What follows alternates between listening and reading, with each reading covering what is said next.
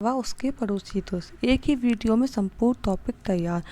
अब तक के सभी एग्जाम में पूछे गए भारत व उसके पड़ोसी देश से संबंधित सभी क्वेश्चंस एक ही वीडियो में आपको मिल जाएंगे, इसलिए इस वीडियो को एंड तक देखिएगा। चलिए शुरू करते हैं।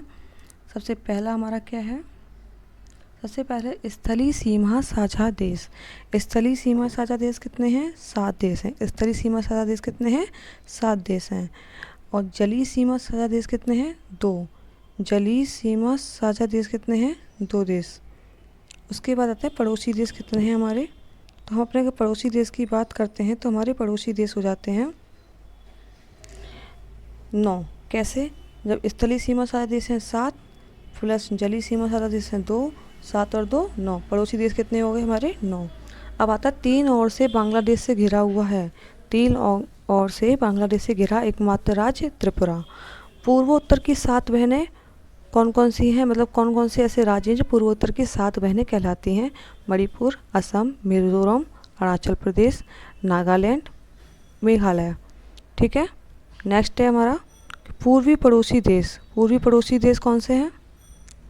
नेक्स्ट है हमारा पूर्वी पड़ोसी देश, वो है बांग्लादेश और म्यांमार। पूर्वी पड़ोसी देश में आकर पूछते हैं तो बांग्लादेश और म्यांमार, यानी हमारे कौन से पड़ोसी देश जो पूर्व में स्थित हैं? बांग्लादेश और म्यांमार। आगे बढ़ें। नेक्स्ट है भारत में कुल कितने राज्य और केंद्र शासित प्रदेश हैं, मतलब दोनों को मिलाकर, राज्य और केंद्र शासित प्रदेश को मिलाकर जो हमारे पड़ोसी देश से लगे हुए हैं। भारत के कितने ऐसे राज्य हैं? 18 राज्य हैं। सर्वाधिक राज्यों के साथ सीमा साझा करने वाला राज्य कौन सा है? उत्तर प्रदेश। सर्वाधिक राज्यों के साथ सीमा साझा करने वाला राज्य उत्तर प्रदेश। उत्तर प्रदेश के एग्जाम वाले दोस्तों ध्यान से देख लो इस चीज़ को। सर्वाधिक राज्यों से सीमा साझा करने वाला राज्य उत्तर प्रदेश। चीन की सीमा विश्व के सर्वाधिक देशों के साथ लगती है। कितने देश हैं? मतलब अगर क्वेश्चन पूछता है कि ऐसा कौन सा देश है जिसकी सीमा सर्वाधिक देशों के साथ लगती है, वो है चीन। और वो कितने देश हैं? टोटल हैं 14 देश।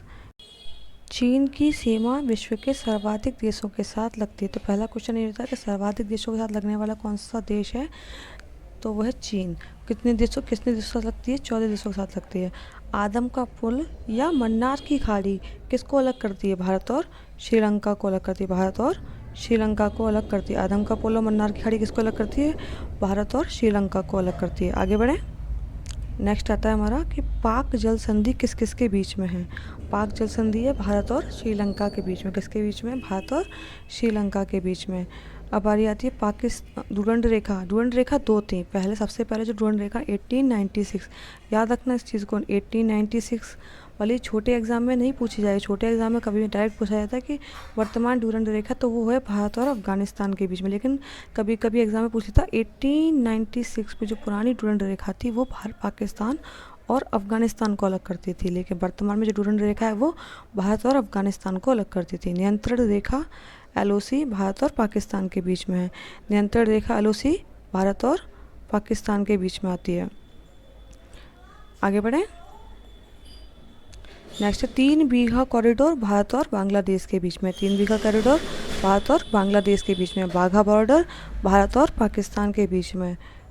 बाघा बॉर्डर भारत और पाकिस्तान के बीच में। सर्करिक रेखा, सर्करिक रेखा गुजरात। सर्करिक रेखा कहाँ पर है? गुजरात में। काली नदी भारत और नेपाल के बीच में। काली नदी भारत और नेपाल के बीच में। नेक्स्ट पढ़ें। पटकई की पहाड़ियाँ कहाँ पर हैं? पटकई की पहाड़ियाँ किस किस के बीच में है? तो भारत और म्यांमार के बीच में।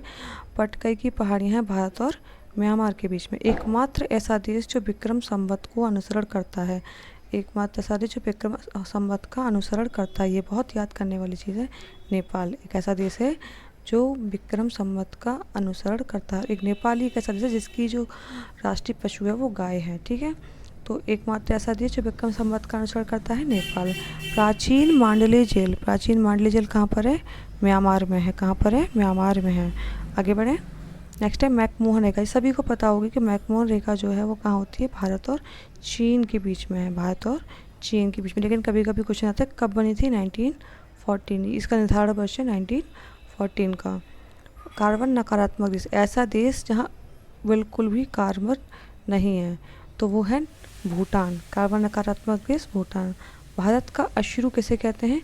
भारत का अश्रु किसे कहते हैं? श्रीलंका को कहते हैं। तो आप श्रीलंका को देखा इस तरीके का होता है, ऐसे याद रखो, आंसू के शेप में होता है। तो क्या हो जाएगा? भारत का अश्रु। अश्रु मतलब आंसू, और श्रीलंका है आंसू के शेप में, तो भारत का अश्रु श्रीलंका। हालांकि इसका रीज़न कुछ अलग है, लेकिन भारत का अश्रु किसे कहते हैं? श्रीलंका को कहते हैं। नेक्स्ट आता है भारत का पड़ोसी देश जिसकी राष्ट्रीय पशु गाय है। देखो मैंने अभी बताया था, ऐसा पड़ोसी देश जिसकी राष्ट्रीय पशु गाय है, वो है नेपाल। नदियों का देश कैसे कहते हैं? यहाँ बहुत सारी नदियाँ होती हैं, तो नदियों का देश कहते हैं। तो कौन सा देश हो जाता है नदियों का देश? नदियों का देश हो गया बांग्लादेश। आगे बढ़ते हैं। आगे ये आपके हो गए कुछ क्वेश्चन ऐसे जो आपके सभी एग्ज़ाम में पूछे जाते हैं। तो वीडियो को एंड तक देखने के लिए बहुत बहुत धन्यवाद। अगर आपको पार्ट 2 चाहिए तो सब्सक्राइब करें पर्सनल सक्सेस कॉर्नर को, चैनल और बेल आइकन को दबाएं, जिससे आपको आगे की वीडियो पार्ट 2 आसानी से मिल जाए। और कमेंट में बताएं आपको किस और टॉपिक पर चाहिए, कमेंट में ज़रूर बताएं आपको किस और टॉपिक पर आपको वीडियोस चाहिए। अगर आपको वीडियो अच्छी हो लाइक करना ना भूलें, चैनल को सब्सक्राइब करें, बेल आइकन को दबाएं और कमेंट में बताएं आपको कौन कौन से टॉपिक चाहिए। Thank you so much. Bye bye.